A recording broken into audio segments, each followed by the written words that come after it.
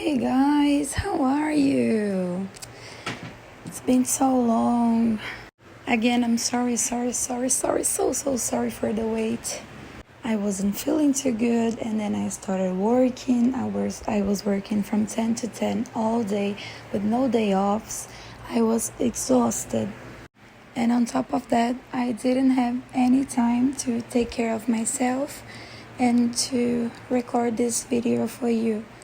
This is the last episode of Muted Screams. It's kind of rushed. It's a rushed ending, but I think I made it in a way that made sense for the story as a whole. And please comment which ship you guys want to see next and what should I do? Like, you want to see, for example, Bokuwaka in a snow day, you know? I'm sorry, in another life references. I'm sorry. Another example, I want to see Daisuga in college, just please give me ideas. It's been so long since I last recorded a video that I don't know if I know how to record this anymore, so I'm sorry for any mistakes, okay? Bye.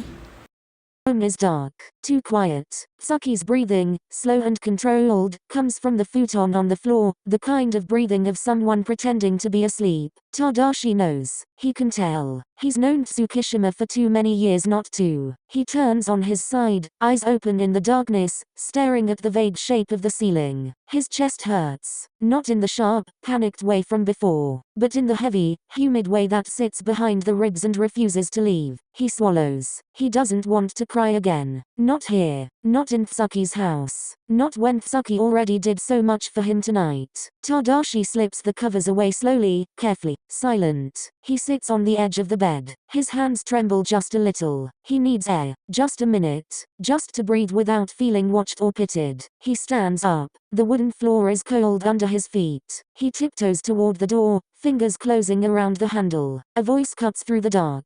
Tadashi, he freezes. Tsuki's voice. Soft, not groggy, not annoyed, just worried. Tadashi keeps his hand on the doorknob, head bowed. Sorry, he whispers. I'm just going to the hallway. I can't sleep. I don't wanna wake you. There's a rustle of blankets. The sound of the futon shifting. Tadashi, Tsuki says again, clearer this time. You don't have to hide. The words hit harder than they should. I'm not hiding. Tadashi lies, very badly. Another rustle, then footsteps. Tsuki stands behind him now, but doesn't touch him. Can I come with you? He asks quietly. Tadashi's breath shakes. You don't have to. I know, Tsuki says, but I'm asking if I can. Tadashi opens the door. The hallway is dim, cold, washed in the faint blue of the streetlights leaking through the window. He walks out first. Tsuki follows, closing the door behind them with a soft click. They stand there for a moment, not talking, not moving, just breathing. Tadashi grips the railing of the hallway banister like it's the only thing keeping him upright. Tsuki notices. Of course he does. Is it happening again? Tsuki asks, voice low, almost a whisper. Like earlier? Tadashi swallows. Hard. Yeah, a little. Tsuki steps closer, not touching, not crowding him, just close enough to be there. Do you want me to stay with you? He asks. Tadashi nods once, quick, shaky. Okay, Tsuki says, soft. Then I'm here. Tadashi's eyes burn. But this time, the tears don't come from panic.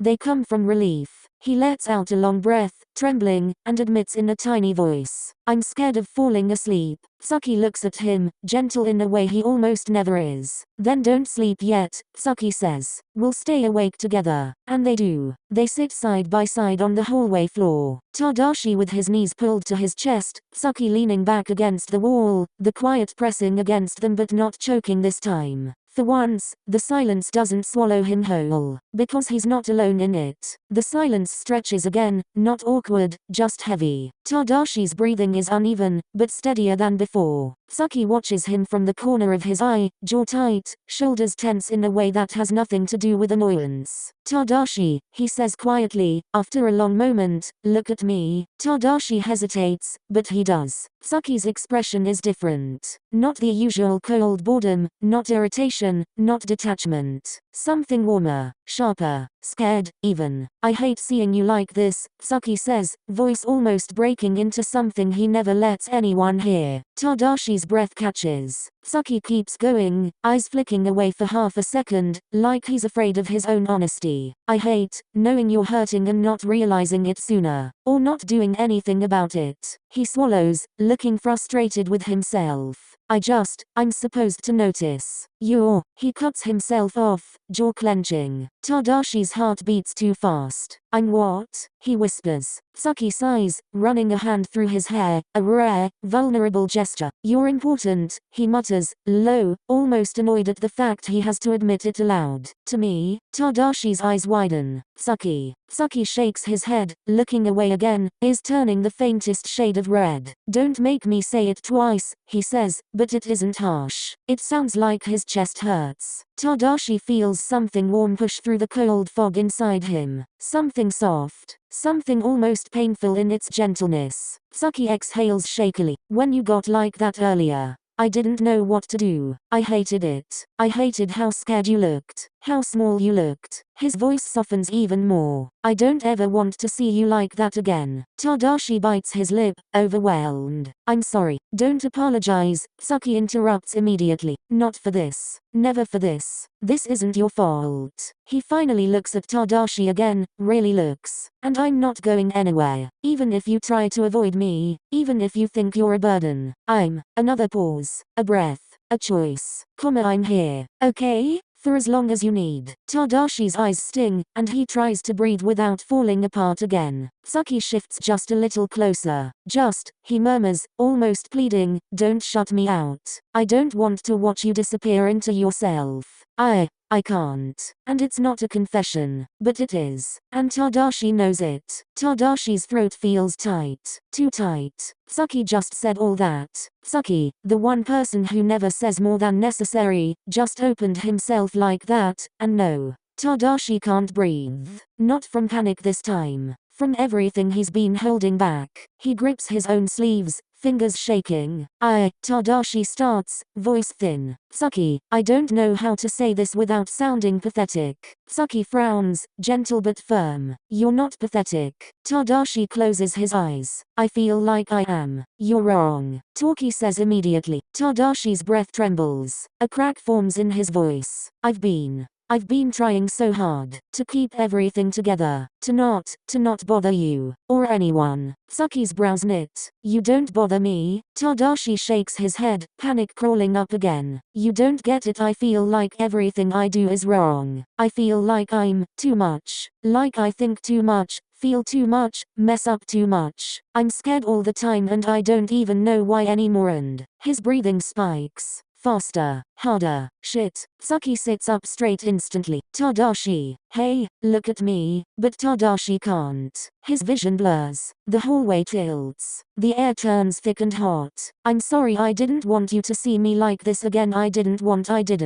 Tadashi whispers, voice crumbling. His chest tightens so violently he folds forward. Tadashi. Tsuki catches him before he can curl into himself, hands steadying Tadashi's arms, guiding him gently but urgently to sit against Tsuki's shoulder. Hey, breathe. It's okay. I've got you. Tadashi gasps, a broken sound escaping him. His fingers clutch Tsuki's hoodie, desperate, like he's drowning. I'm sorry.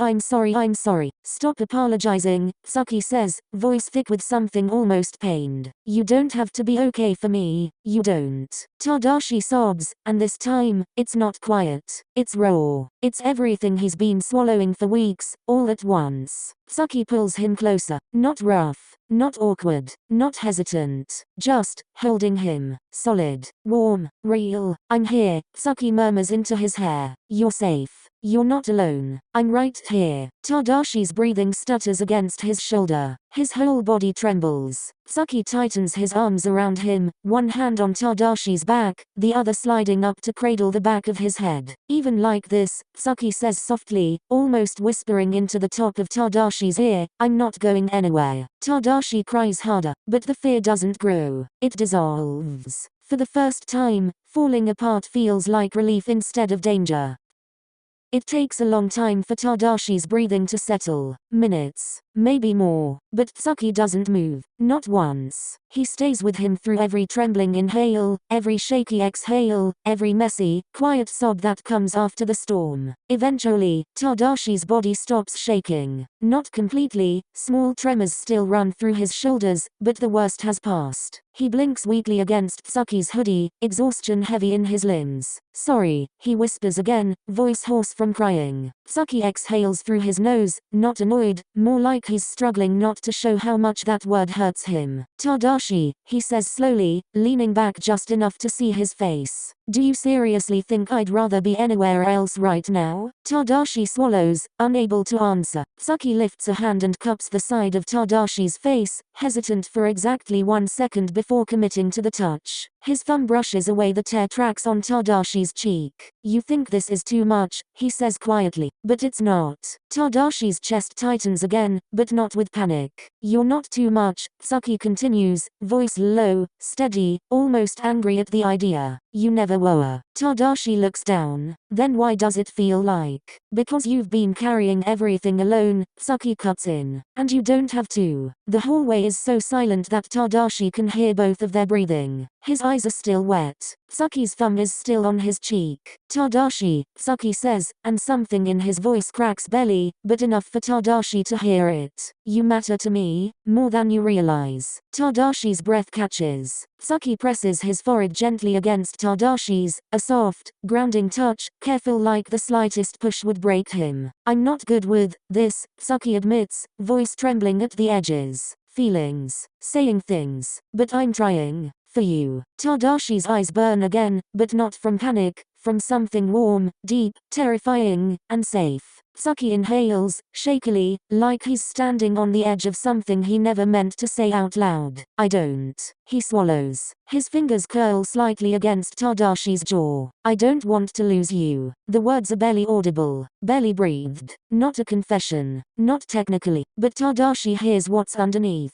And Tsuki knows he does. Tadashi's voice trembles as he whispers, You're not going to lose me. Tsuki closes his eyes for a moment, relief hitting him visibly, subtly, like a weight sliding off his shoulders. They stay like that, foreheads touching, breathing softly in the quiet hallway. And for the first time in weeks, Tadashi doesn't feel like he's disappearing. He feels seen, safe, held. Their foreheads rest together for a long moment, long enough that Tadashi's breathing evens out, long enough that Tsuki's shoulders finally relax, long enough for the silence to feel calm instead of suffocating. Tadashi pulls back just slightly, enough to breathe normally again. I think I'm okay now, he whispers. Tsuki searches his face for confirmation, not doubting him, but needing to be sure. You sure? He murmurs, voice gentle in a way almost no one ever hears from him. Tadashi nods. Yeah, thanks to you. Tsuki exhales, something soft flickering in his eyes. They both stand slowly, the cold of the hallway floor seeping into their feet. Tadashi sways just a little, exhaustion pulling his balance. Tsuki instinctively reaches out and steadies him with a hand around his arm. Careful. Tadashi almost smiles. Almost. Tsuki notices. They start walking back toward the bedroom, quietly, but just before reaching the door, Tsuki stops. Tadashi turns. Tsuki hesitates, hands in his pockets, gaze slightly averted. He looks like he's fighting himself. Then, you know, he murmurs, voice low and raw, you don't have to only fall apart in the dark. Tadashi's breath catches. Tsuki lifts his eyes. If you need me, he says, very softly, day or night, just say it. I'll come. It's a promise. A vow, almost. Tadashi's throat tightens, but this time, no tears fall. Only warmth. Okay, he whispers. Tsuki nods once, almost shyly. Come on, let's sleep. You need it. They go back inside. This time, Tadashi doesn't feel like a burden, and Tsuki doesn't pretend to sleep.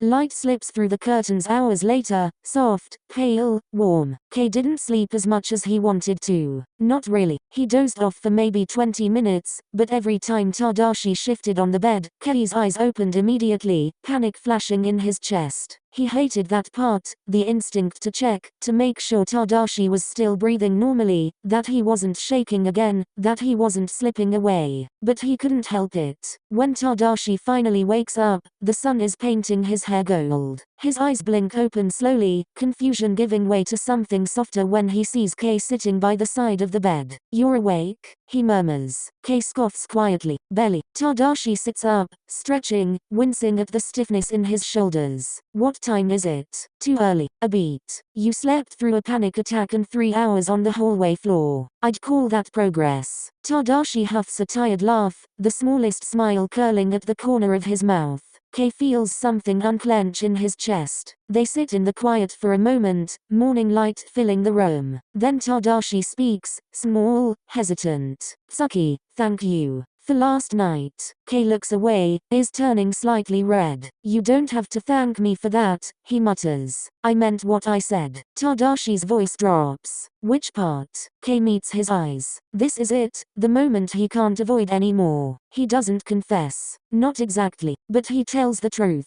"The part about not wanting to lose you," he says simply. "That wasn't exaggeration." Tadashi's breath falters. "Tsuki." Kei leans forward a little, elbows on his knees. "I don't know how to fix everything for you. I'm not good at that. I don't even know what I'm doing half the time." Tadashi listens, wide-eyed, heart in his throat. "But I can stay. And I can listen. And I can be here while you figure things out. You don't have to go through this alone." Tadashi's eyes shine. Not with panic this time, but with something gentle, warm, fragile. "I don't want to be alone anymore," he whispers. Kei's voice softens. "Then don't be." Tadashi nods, small, shaky, but real. Morning light fills the room, quiet and golden. And for the first time in a long time, Tadashi feels like he has a future again. The end.